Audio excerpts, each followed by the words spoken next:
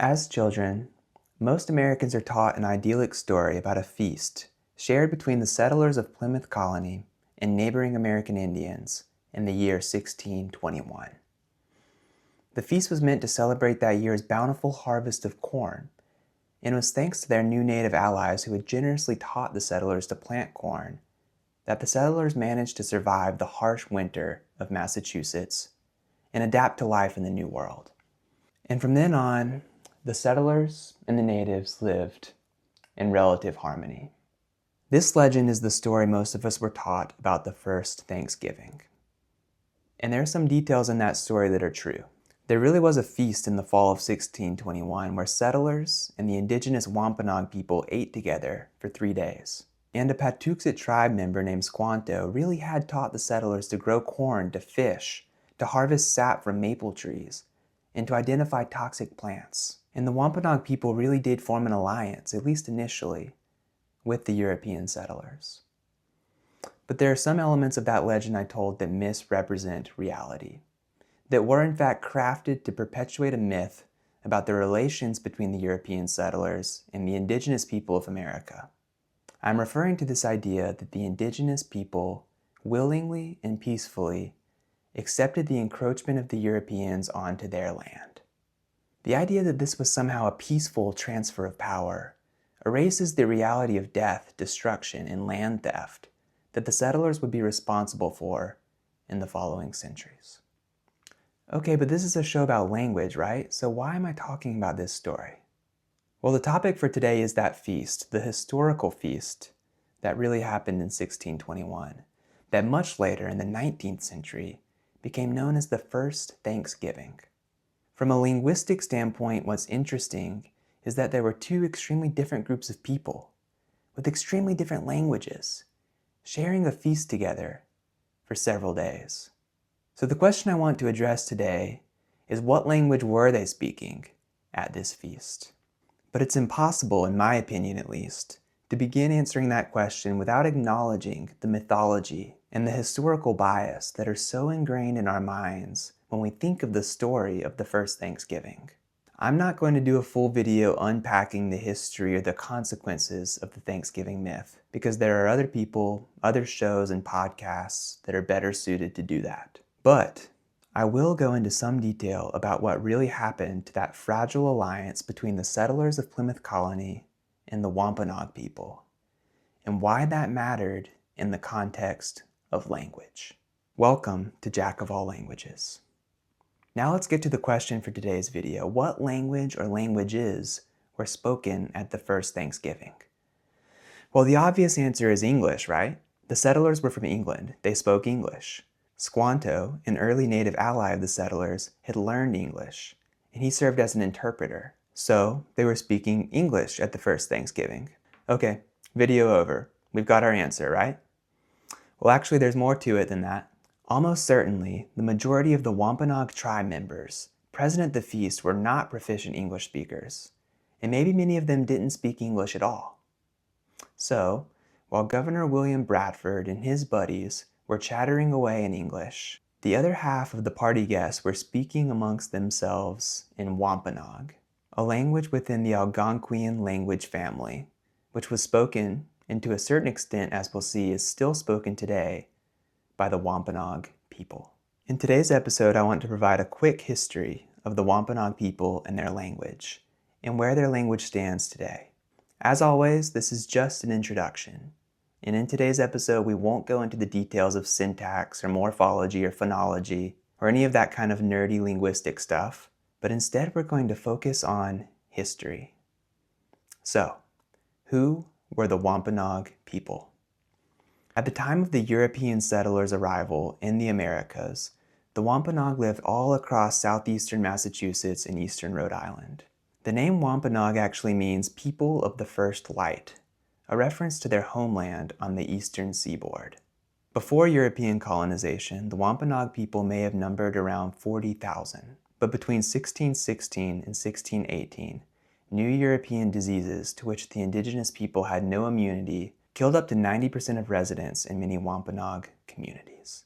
So by the time the Mayflower arrived in 1620, much of the previously inhabited land of southeastern Massachusetts had been abandoned. This worked out well for those settlers, who found a deserted village to live in and founded the settlement of Plymouth Colony. As most American children know, the first winter at Plymouth was very difficult for these settlers. Around half of them didn't live to see the spring.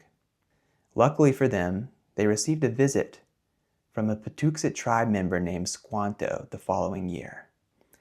And Squanto essentially taught the settlers how to survive life in Massachusetts, teaching them to fish and to grow corn. Thanks to Squanto, the settlers at Plymouth enjoyed a plentiful harvest of corn in 1621. Which brings us back to that first Thanksgiving feast and the beginning of a tenuous alliance between the Wampanoag and the settlers that lasted around 50 years. That alliance was initially made by the Wampanoag chief Massasoit at a time when his people had been devastated by disease, and they lacked the numbers and resources to compete with their rival tribe, the Narragansett. Massasoit's decision to form an alliance with the Europeans may have been made out of desperation rather than a genuine sense of trust in the settlers. As it turned out, the settlers repeatedly violated the alliance over the next 50 years, and Massasoit's son, Metacom, finally launched a war against the settlers, known as King Philip's War, in a last-ditch effort to take back their land. The war was brutal, pitting the Wampanoag, the Narragansett, the Nipmuc, and other tribes against the settlers and their native allies, including the Mohawk and the Pequot. It was one of the deadliest, if not the deadliest, war in American colonial history, and it resulted in the near-total annihilation of the Wampanoag and the Narragansett people. So what happened to the Wampanoag language at this point? Unsurprisingly, the Wampanoag language faced an uphill battle from here on. Wampanoag people were increasingly forced to assimilate to American society, and their language began to decline. Ironically though, thanks to Christian missionaries, the language was preserved in written form. Hoping to convert the Wampanoag to Christianity, the missionaries created a writing system for the language, making it the first American indigenous language to be written down. In 1663, the missionaries published a Wampanoag translation of the King James Bible.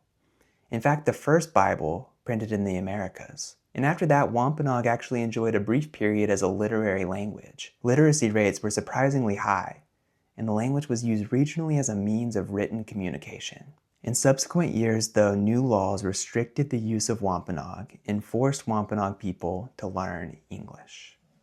From this point on, the language began its final period of decline until its last native speaker finally died, about 170 years ago. Wampanoag was not alone in this fate. Hundreds of indigenous languages died after the arrival of the Europeans in the Americas.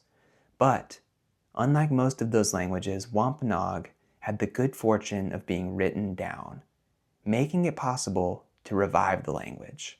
A Wampanoag prophecy from 500 years ago, before the settlers of Plymouth Colony had even arrived in Massachusetts, foretold that the Wampanoag language would die out. But the prophecy continued. A group of Wampanoag people would then leave their homeland, bringing with them a pipe containing the spirit of the language inside it. And then, many years later, a woman of Wampanoag descent would revive the language of her ancestors. Let's jump ahead now to the early 1990s. A woman named Jessie Little Doe Baird, a citizen of the Mashpee Wampanoag tribe, began having dreams that she couldn't understand. The dreams seemed to be in another language.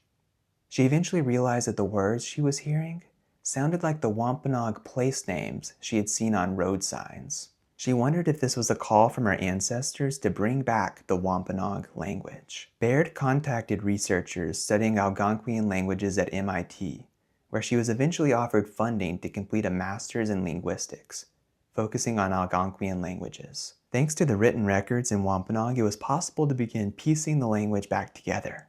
She worked with MIT linguist Kenneth Hale to create a new orthography that worked for the modern day, but also remained as faithful as possible to historical Wampanoag texts. Baird founded the Wôpanâak Language Reclamation Project in 1993 with the aim of restoring the language to the various Wampanoag communities still living in Massachusetts today. The project has established Wampanoag language programs in local public schools, and even founded a school in 2015 for kids aged preschool through first grade that teaches almost completely in the Wampanoag language. And I apologize if my pronunciation is not quite right here, the Mokayasak Wiku School. Adult language classes organized by the Wôpanâak Language Reclamation Project employ the language nest model used by the Maori of New Zealand and by native Hawaiians to reclaim their languages. The method works by having a single master speaker who mentors learners in a group learning setting. As the learners progress in their studies, they can eventually serve as the mentor to other groups of learners. So through this method, language learning is led by the community members themselves. On top of that, Baird and her husband, also a fluent Wampanoag speaker, raised their daughter May completely in Wampanoag, making her the first native Wampanoag speaker since the middle of the 19th century. Which, if I can step in now and speak less from an academic standpoint and more on a personal level, I think is absolutely amazing. And as someone interested in languages, it's so inspiring to see a language come back from the dead and gain new native speakers after 150 years of no one speaking the language at all. Today there are just a handful of advanced Wampanoag speakers, but knowledge of the language is growing. As children learn to understand and speak the language at institutions like the Mokayasak Wiku School, there is still a lot of work to do to bring the Wampanoag language back. But what Jessie Baird and her colleagues at the Wôpanâak Language Reclamation Project have accomplished is incredible. And I expect that we will see the language continue to grow in the future. Thank you for watching this special Thanksgiving edition of Jack of All Languages. The themes and stories I discussed today can be difficult to talk about. I hope I've been accurate as well as empathetic in my discussion of some of these painful histories. And I hope too that you've learned something in this introduction to the Wampanoag people and their language. If there's something I've missed or misrepresented, I'm very open to hearing about it. And whether for you Thanksgiving represents a beautiful time to share with your loved ones, or if it represents something more painful, a reminder of the scars of the past, I hope either way that you can spend the day with the people you cherish. Until next time.